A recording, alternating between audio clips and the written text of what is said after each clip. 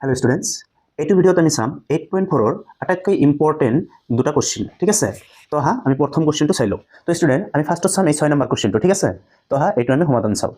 আমি এইটো কোশ্চিন কি কৰিলোঁ, সিলেক্ট কৰিলোঁ। ঠিক আছে, 8.4 যিটো 5 নম্বৰ কোশ্চিন আছিল তাৰ 6 নম্বৰ কোশ্চিন, এইটো ইম্পৰ্টেণ্ট হয়। তো তুমি দেখাব লাগে যে √1 + sin a divided by 1 - sin a = sec a + tan a। ঠিক আছে, তো আমি ফাৰ্ষ্টত কি কৰিম, সলিউশনত লেফট হ্যান্ড সাইড লিখি ল'ম। কি লিখি ল'ম? Left hand side. ঠিক আছে, তো লেফট হ্যান্ড সাইড এইটো √1 + sin a divided by 1 - sin a।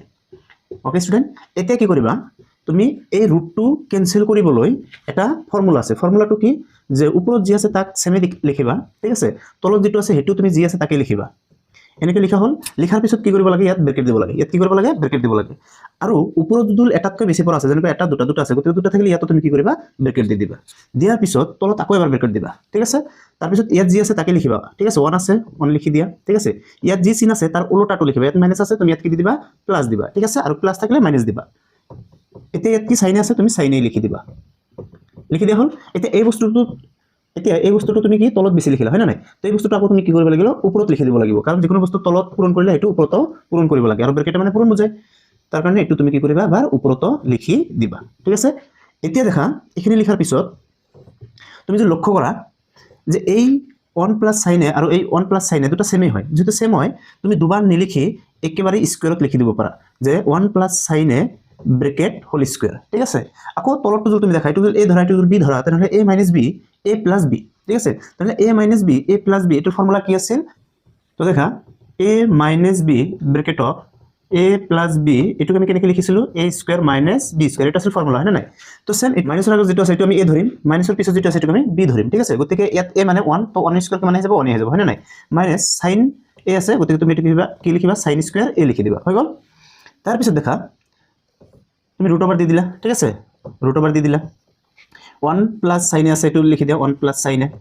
তাৰপিছত হোল স্কয়ার আছে, তুমি হোল স্কয়ার দি দিয়া। ঠিক আছে, এতিয়া দেখা 1 - sin² এর কারণে তুমি কি লিখিব পাৰা, 1 - sin² এৰ কাৰণে তুমি কি লিখিব পাৰা। এতিয়া তুমি এটা সূত্ৰ পাইছিলা যে cos² a + sin² a = year value আছিল কিমান, 1। ইয়াৰ ভ্যালু আছিল কিমান, 1। গতিকে তুমি যদি cos² a টো ৰাখি দিয়া, তেনেহলে এটো 1 মাইনাস ইফালে গলে কি হ'ব, মাইনাস। গতিকে sin² a হৈ যাব।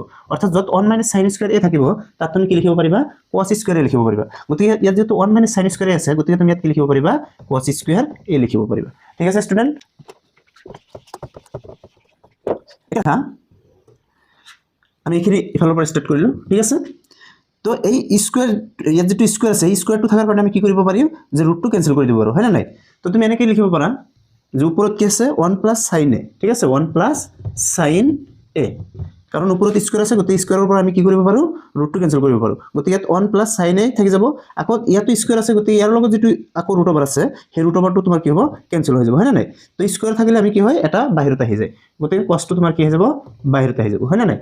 তাৰপিছত তুমি কি কৰা, এই cosটো যেহেতু দুটাৰে তলত আছে, তুমি সেপাৰেটলি লিখি দিয়া যে cos a,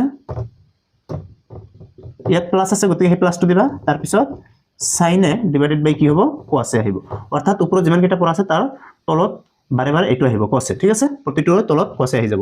এতিয়া 1/cos a তুমি কি লিখিব পাৰা, তুমি 1/cos a লিখিব পাৰা, cos sec a কি লিখিব পাৰা, তুমি 1/cos তুমি কি লিখিব পাৰা, sec a, হয় না নাই? প্লাস sin a/cos a কি লিখিব পাৰা, তুমি tan a। তেনেকৈ লিখিলে আমাৰ এইটো আছিল কি, রাইট হ্যান্ড সাইড, হয় না নাই? তো তুমি ইয়াত লিখি দিবা রাইট হ্যান্ড সাইড। হৈ গল প্রুফ। এইখিনি আছিল এইটোৰ প্ৰমাণ, আৰু একেবাৰে সহজ হয়। ঠিক আছে, এইটো কিন্তু এক্সামত বহুত আহে। এতিয়া আমি চাম 6ৰ 3 নম্বৰ কোশ্চেনটো। ঠিক আছে, যেটো আগৰ নিচিনাই কিন্তু অলপ ডিফারেন্ট হয়।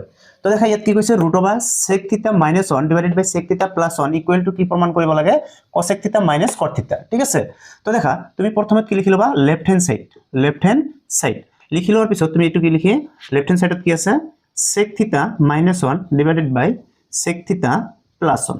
ঠিক আছে, তো সেম আগৰটো নিচিনাকৈ তুমি কি কৰিব লাগিব, তলৰটো তুমি ৰিপিট লিখিব লাগিব। ঠিক আছে, তলৰটো যেনেকৈ আছে তুমি সেম হেনেকৈ লিখা। লিখাৰ পিছত ব্ৰেকেট দিয়া, ব্ৰেকেট দিয়াৰ পিছত আকৌ এবাৰ ব্ৰেকেট দিবা। ইয়াত যি আছে তাকে লিখিবা, sec θ আছে sec θ লিখা। ইয়াত যি চিন থাকিব তাৰ উল্টা হয়, গতিকে প্লাস আছে, ইয়াত কি হৈ যাব, এবাৰ মাইনাস আহি যাব। ঠিক আছে, তাৰপিছত 1 আছে 1 দি দিয়া।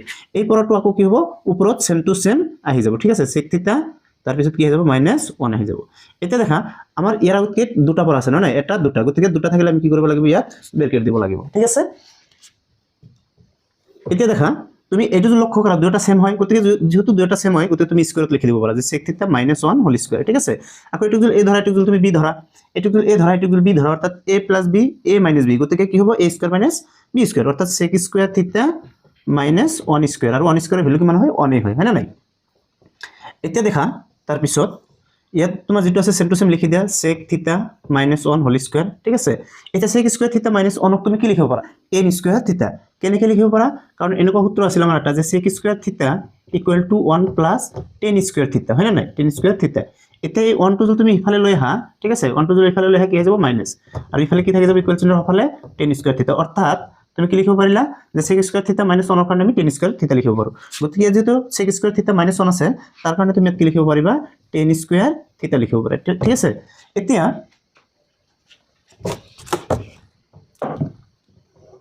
এতিয়া দেখা আমি কি কৰিম, এই স্কয়াৰ দুটা কমন হিচাপত লিখি দিম, ঠিক আছে।